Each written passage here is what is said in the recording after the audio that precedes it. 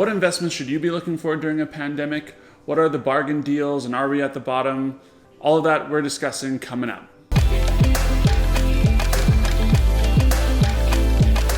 Hey guys, welcome back to the channel. My name is Sean. If you guys are new here, this is a channel that I've started about my journey to financial freedom. If you're interested in personal finance and topics like saving money, please consider subscribing. Now, 2 or 3 weeks ago, it seemed like the world was on fire, especially if you were in the stock market. And don't get me wrong, this is concerning. It's not a great story, but if you're young, this is actually a time of opportunity. It's been interesting to see that even businesses that are considered essential have learned to operate in this new world that we're in now. Staying 6 feet apart, wearing gloves while you are at the grocery store is just kind of normal now. I've seen toilet paper pop up on shelves that were normally bare, and the other day I actually heard someone singing down the aisle, probably because they finally found some TP. Where I live right now, the number of new cases per day are starting to come down, but we're by no means out of the woods, I would say. While no new safety measures were announced by our Prime Minister this week, he did say that we would kind of be in this for quite some time still.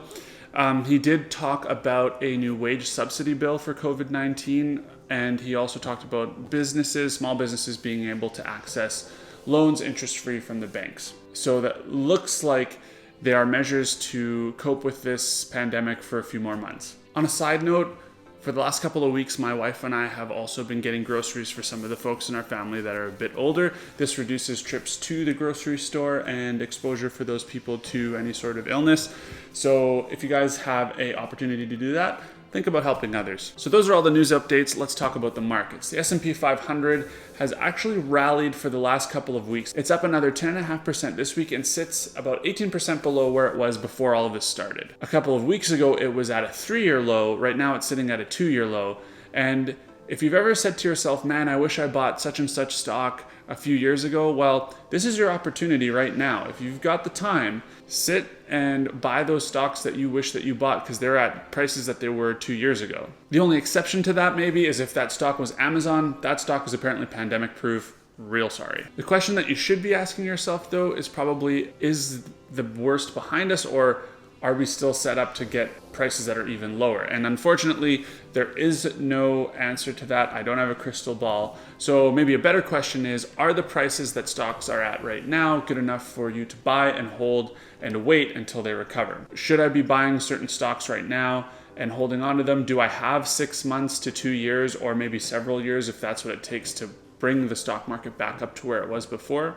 Those are maybe better questions to ask yourself. This is why I was saying if you're younger, this is an opportunity. You've got the time in front of you to wait and hold onto these stocks while they recover. Now, the travel industry has been hit the hardest for sure by this virus. If you're looking for bargains, that's where you should go. But even they had a modest bounce back this week. Carnival and Southwest Airlines are both up this week. Southwest has jumped from $31 to $36, while Carnival went from $8.50 to $12.50 this week. Now, I'm going to focus on Air Canada because I'm Canadian and I kind of want to avoid the exchange rate for American companies. But if you're interested in those two companies, Carnival and Southwest, I'll leave a link to a really good video by JJ Buckner in my description.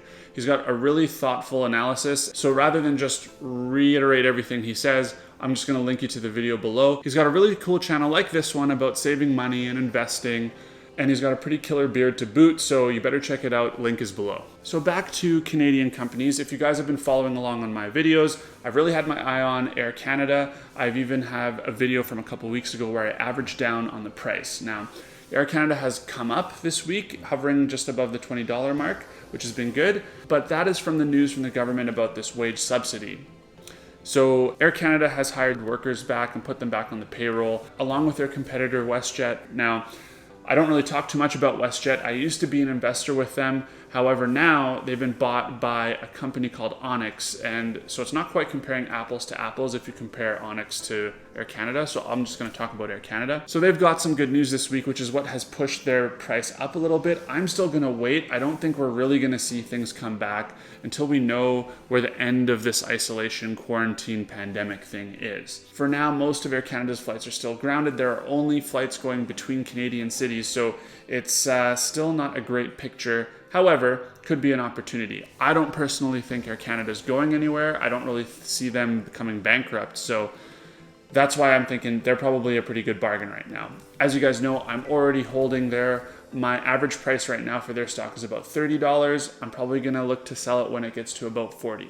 So that's all I've got to talk about regarding Air Canada and the markets this week. However, with the S&P in general being down and the markets being down, what are some of the good bargains out there? Well, I've always wanted to own a good, steady, dividend-paying company, and I've been looking at Canadian banks. So later this week, I'll do a little bit of an analysis on Royal Bank, CIBC, and TD Bank. These are pretty solid contenders. They were able to survive the last few recessions, so I think that they would be a good purchase now that they are cheaper than they typically are. I'll do a full analysis and I'll make a video about that for next time. Until then, have a safe week, spread the wealth, and I will see you in the next one. Stay safe, guys. He talked about access for businesses to now get loans that are interest-free, and he also talked about a wage subsidy bill for COVID-19.